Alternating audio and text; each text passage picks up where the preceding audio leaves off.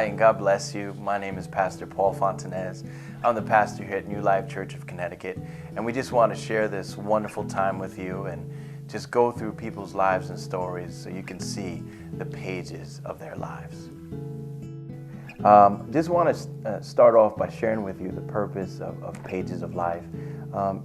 Pages of Life, the reason that we're starting it is basically because many people struggle in the Christian walk and how to, is God real and how can you make it through? You go through times of hardship and experiences that you go through, and sometimes you feel all alone. You feel like there's no one there, and does God really hear you? Can God really answer your prayers? And Pages of Life is just taken straight out of the Bible.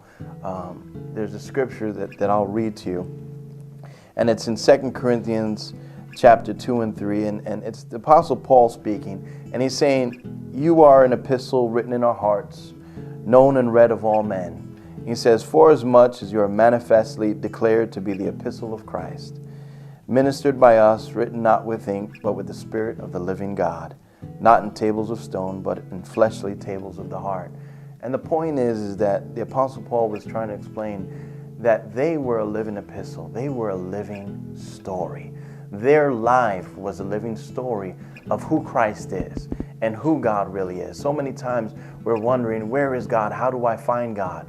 But here it is, we're able to find God through each other's lives. We're able to see the manifestation of God when you hear people's stories and how they made it through, tough circumstances and difficult situations and how they made it through.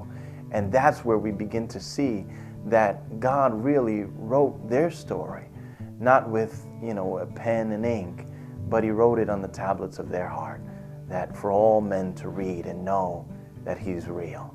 And it just leads me to point out to you in the book of Hebrews, and what I call this is a book of Hebrews chapter 11. I'm not going to read it to you, but I just want you to know that that's the hall of fame of the Bible.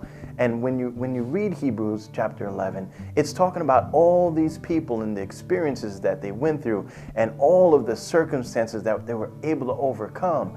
And they did it all by faith. And that's the key, is that God had the Apostle Paul correlate and put all these stories together in this chapter to encourage us and to let us know, hey, you guys can do it. Why? Because they did it. They believed God and God came through for them. Well, guess what? When you look at this hall of fame of people, guess what? They went through it, they did it, so can you. And so the purpose of Pages of Life is just to get at you and let you see real stories. Not just a story that we've talked about, a story of somebody that you don't know, but these are real people that went through these circumstances and had these experiences.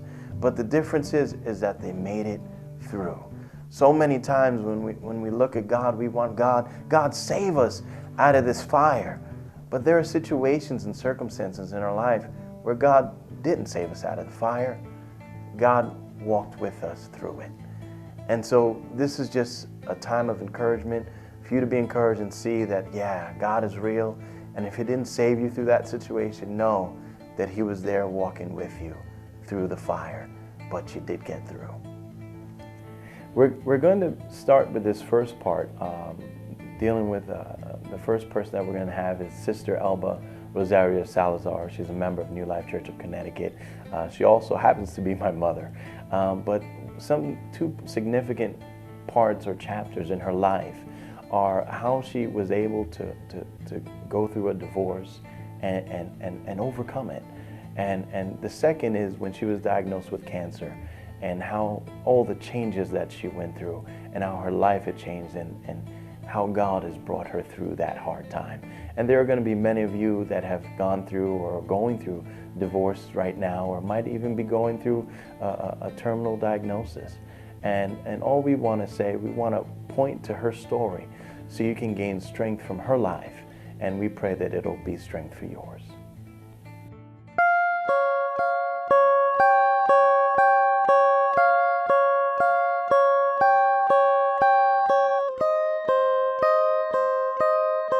In 1968, when I met my ex-husband, and we went out to New Jersey with my friends and a couple of our friends to ride horses, and that's where I met him. And we started talking, and I felt comfortable with him because we were like relating our lives and talking about ourselves. And I felt like, wow, you know, I feel comfortable saying things about myself, about my family. And he was saying things about his family. In 1968, he was graduating out of high school, which I graduated in 1967.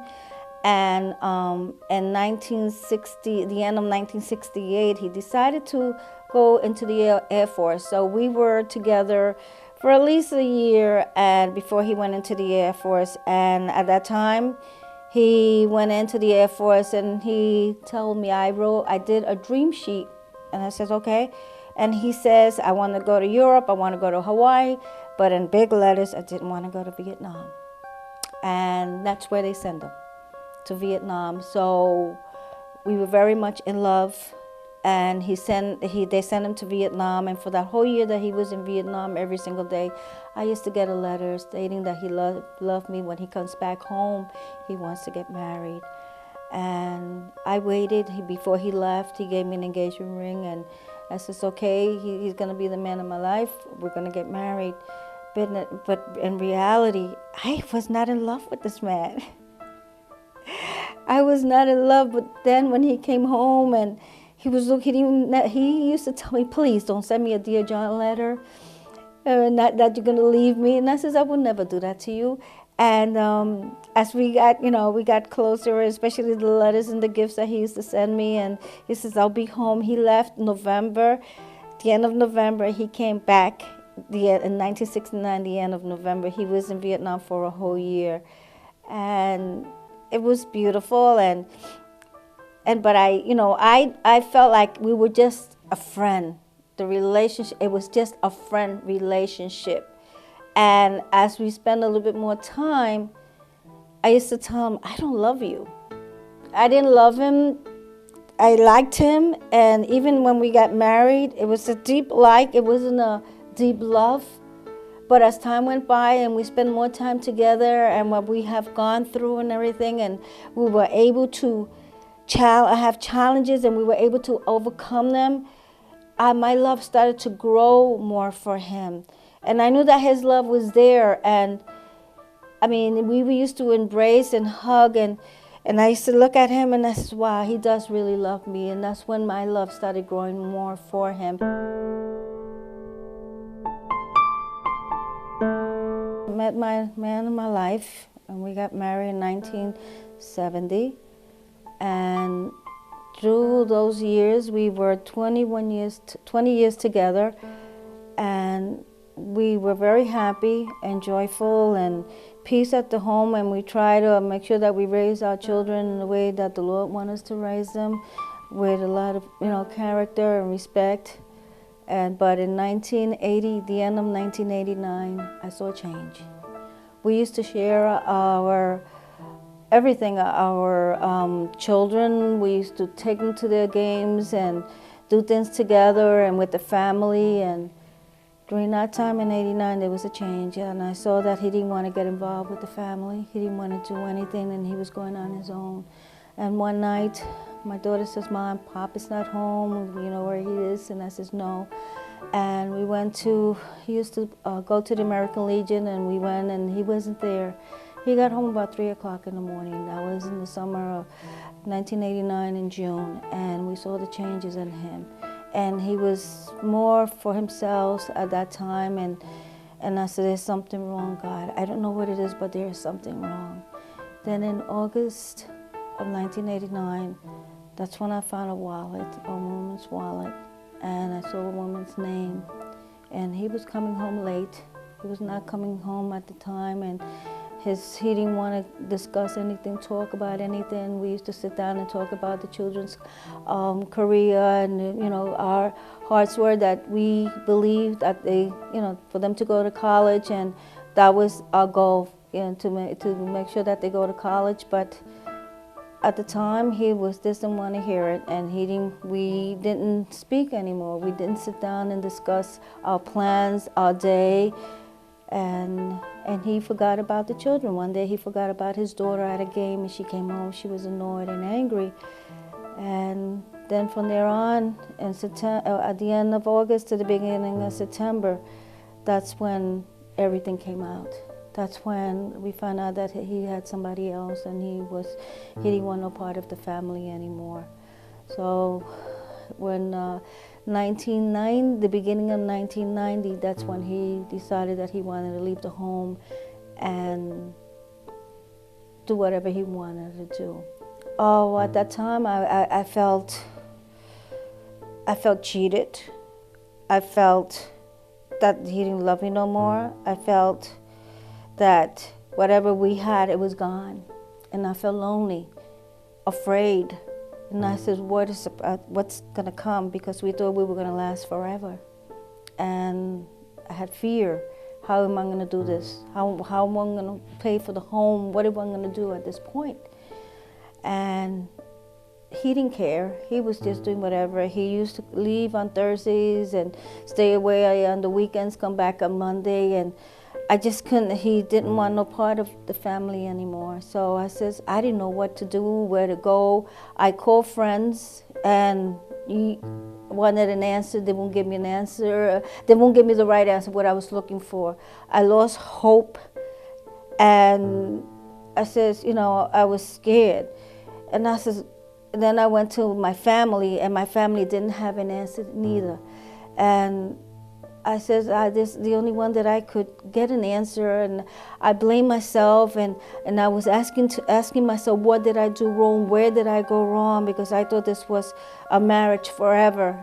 And 20 years of marriage, I thought that we were all set. I didn't have to worry about anything, that we were ready to go to conquer another new life with our children in college. But it didn't happen that way. It didn't happen. And that fear. So as he was away, and I said to myself, God, there is a God. I know there is a God, and I know that I have to look for my Lord. And one day I went to a church. They didn't fulfill what I was looking for.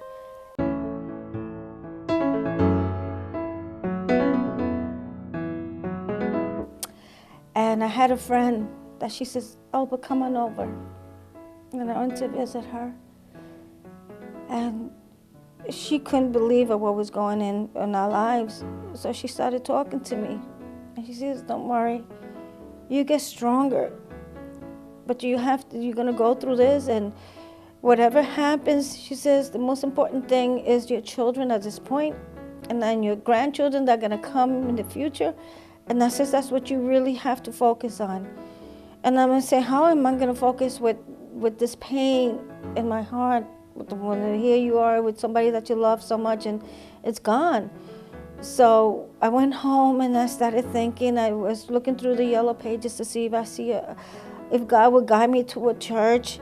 I would discuss this at my job, and I would get no help at all. And one day I went into my room and I got on my knees and I says, God, I can't take this pain. I can't take this any longer.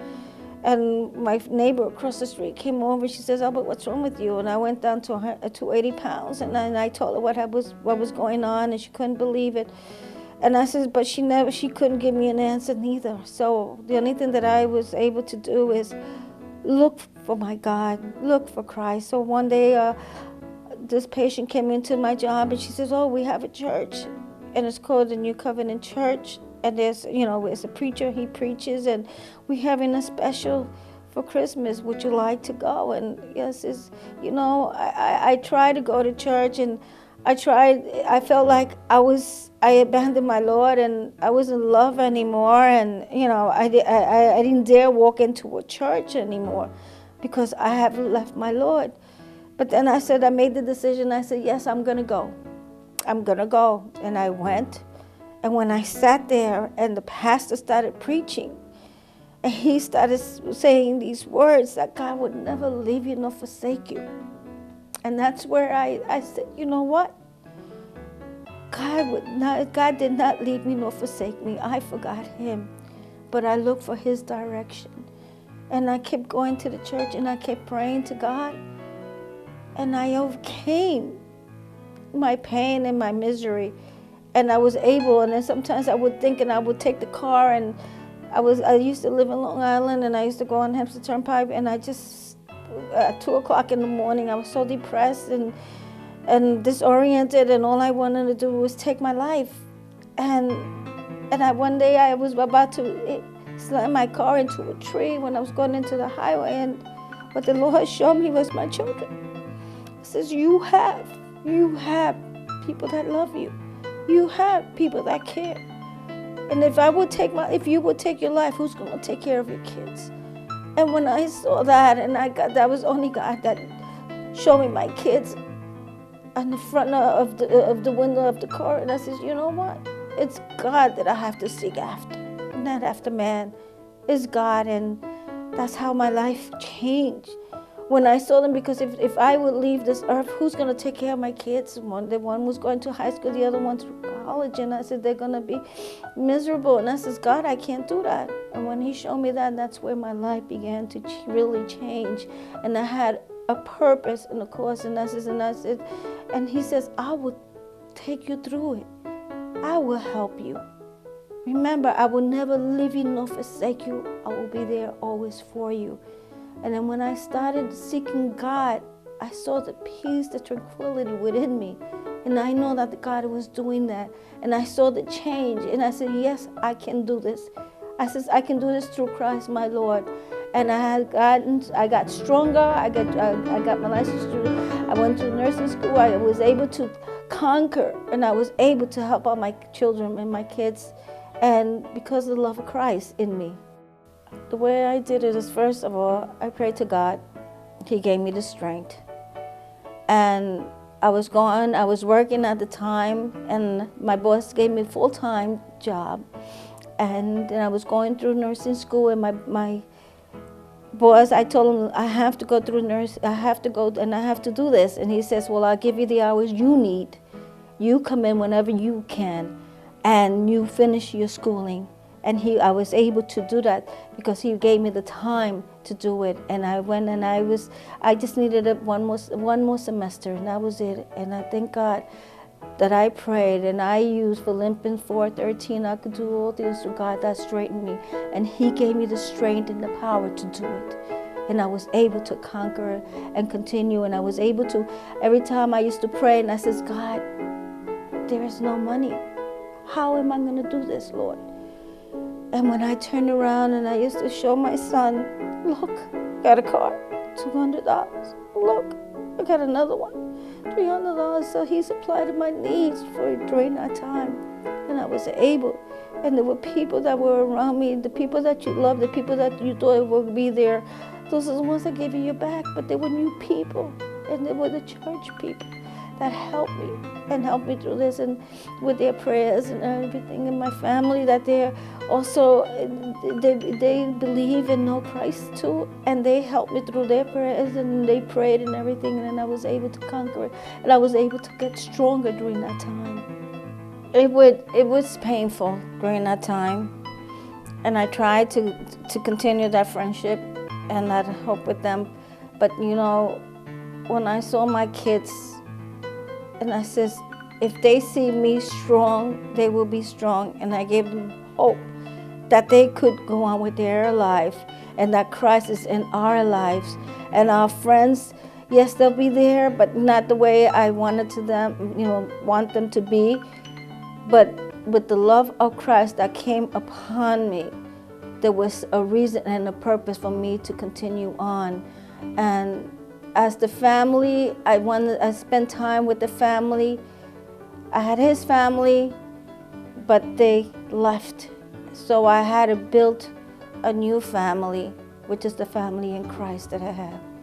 And I thank the Lord that he provided with the new family and my children as we went through life, and that we conquered and we were able to come forward through Christ. First of all, I will say that through my life, through the 3 years that my father was alive, I used to walk around with my head down, and I used to say it was my fault. I did this and I did that, and my father looked at me and he lifted up my chin. He says, no, no, you have done nothing wrong. Stay strong. You're going to overcome. I said, when the wound is open, it hurts. But as the wound closed, and I made up my mind that I was going to do it through Christ and let Christ take over my life, the wound started to close. And I started to be able to look at others and help them out and give them through my experience and tell them there is hope. There is hope. It says through Christ there is hope.